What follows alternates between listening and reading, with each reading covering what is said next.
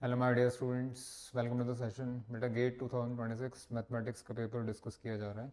इसी लिस्ट में आइए कॉम्प्लेक्स एनालिसिस का ज़बरदस्त question. Yes, the number of zeros of the complex polynomial this in the annulus is equal to. ठीक है भाई, जब number of zeros of a polynomial count करते हैं तो आपको एक थ्योरम याद आती होगी, रॉशीज थ्योरम। क्या होता है रॉशीज थ्योरम? देखो पहले, ये यहाँ आधी अधूरी स्टेटमेंट लिखी हुई है। ये कंडीशन होती है कि mod f Z should be greater than mod g Z on the boundary. अच्छा जी, यहाँ हो क्या रहा है?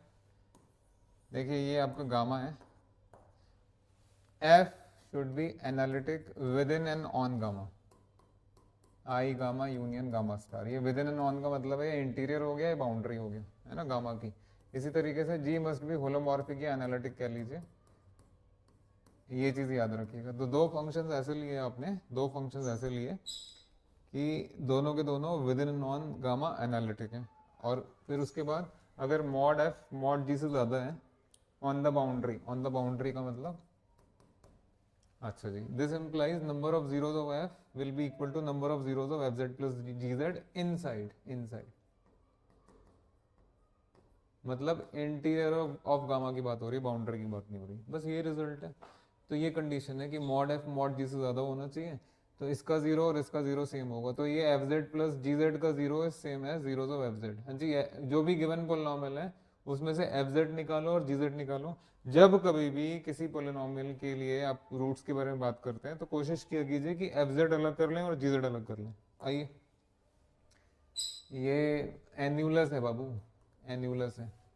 एन्यूलस का मतलब ये बड़ा आपका 1 और 3 के बीच में चाहिए, तो ये मॉड जेड इक्वल टू 3 समझ लीजिए, ये मॉड जेड इक्वल टू 1 समझ लीजिए। आपको इसमें चाहिए, आपको जीरोज इसमें चाहिए, है ना, ये शेडेड पोर्शन में। तो आप ऐसा करो, ये कर लेना, पहले जीरो काउंट करेंगे मॉड जेड लेस देन 3 के लिए, फिर जीरोस काउंट करेंगे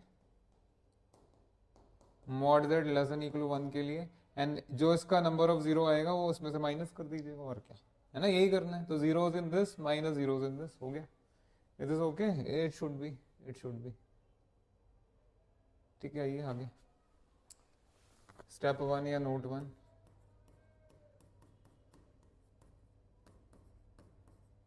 ध्यान से देखते जाओ, या बल्कि,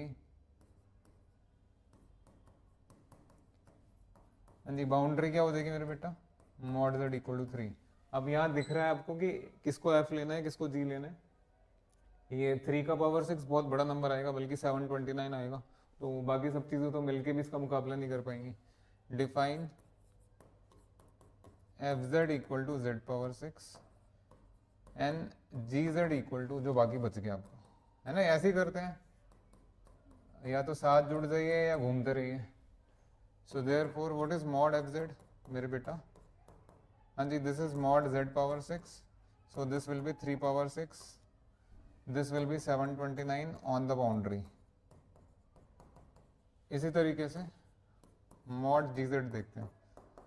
हाँ जी, this will be 5z cube plus 4z plus 11। बेटा ये इक्वल नहीं आएगा, यहाँ मॉड ए प्लस भी लगेगा, मॉड ए प्लस भी less than equal mod a plus mod b. So this is less than equal to mod of पहला, यानी 5 इंटू 3 का cube plus 4 into 3 plus 11 on mod z equal to 3। आना जरा, ये कितना हो गया बेटा? 9 5 45, नहीं सॉरी 27 इंटू 5। अब देख लो ना, खाली क्यों परेशान हो रहे हो? Plus 12 plus 11। आपको लगता है ये नंबर 7? अरे तो बहुत कम है यार, 25, ये तो 200 से कम ही है, और ये पूरा नंबर ही 300 से लेस है दिख रहा है। जब 300 से लेस है तो फिर तो 729 से तो पक्का लेस होगा। कहाँ गया मेरा 729? So it follows that mod of f Z is strictly greater than mod of gz on mod z equal to 3. That means by Cauchy's theorem, number of zeros of f plus g equal to number of zeros of f. कहाँ? Inside, inside. तो ये जो mod z equal to 3 ले जाते हैं इसके inside. अच्छा ये बताइए, एफ जो है, एफ पोलिनोमियल 6 डिग्री का है और इसका जीरो क्या होगा? 6, ये जीरो जीरो ही होगा। भाई z पावर 6 के रूट्स किन 0 0 0 0 6 टाइम्स और क्या, so this is equal to 6 zeros है। ध्यान रखिएगा, नहीं आप कहेंगे सर जीरो तो एक ही है, नहीं वो एक है लेकिन 6 बार काउंट हो रहा है ना, 6 डिग्री पोलिनोमियल के 6 जीरोज होंगे, अब रिपीटेड हो क्या क्या फर्क पड़ता है, होगा तो ऐसे ही। तो ये आपको पता लग गया कि बड़े सर्कल में ये जो नंबर ऑफ जीरोज है आपका ये 6 है बेटा, ये 6 है। अब छोटे वाले के लिए mod z less than equal 1 के लिए आइए, यही कर दें, रुक जाओ भाई, यही कर देते हैं, बिकॉज मैंने ये तो इलेबोरेट करके लिख दिया, तो बाकी चीज़ें भी आपको समझ में आ ही जाएंगी कि मैं क्या करना चाह रहा हूँ। पूरा नहीं लिखूंगा अब मैं ऐसे। हाँ जी, on step 2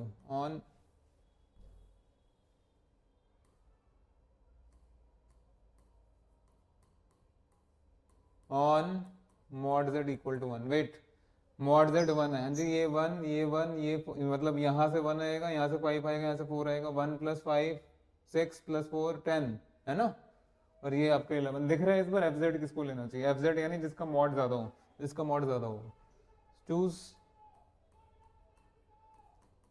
F to be 11 and g to be जो बाकी बच गया आपका z पावर 6 + 5z³ + 4z। हाँ जी, इट फॉलोज दैट जो आपका मॉड एफ आएगा वो 11 है बेटा, ये स्ट्रिक्टली ग्रेटर है मॉड जी से on mod z equal to 1, so therefore हाँ जी number of zeros of f plus g equal to number of zeros of f inside. अब ये बताइए ये कांस्टेंट फंक्शन 11 है, क्या ये कभी जीरो होगा, कभी भी नहीं होगा, so this is equal to 0। समझ में आ गया होगा आप लोगों को। अभी हमने क्या किया मेरे बेटा, अब मैं इसको छोटा तो नहीं करूंगा लेकिन कंसेप्ट बड़ा अच्छा है। आपने ये किया कि पहले आपने लिया मॉड z इक्वल टू 3, इसमें आपने देखा कि भाई इसमें 6 जीरो हैं,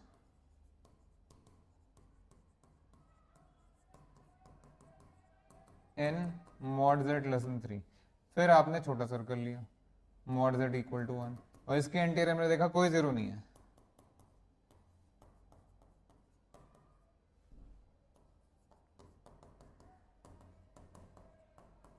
तो इवन इक्वल भी होता तो भी क्या फर्क पड़ रहा था। हाँ जी, इन द एन्यूलस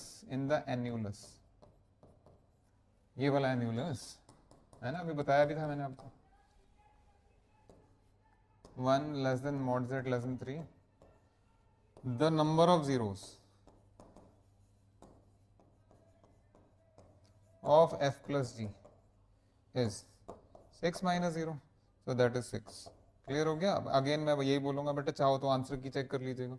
अरे भाई जिसको सारी चीज़ें आती हैं, सारी विधाएं आती हैं ना, वो कहीं नहीं रुकता। आप लोगों के लिए कह रहा हूँ, ऐसा बनिए कि क्लासिकल इंडियन म्यूजिक पे कमांड कीजिए, सारी हर तरह का म्यूजिक पे आपका कमांड हो जाएगी।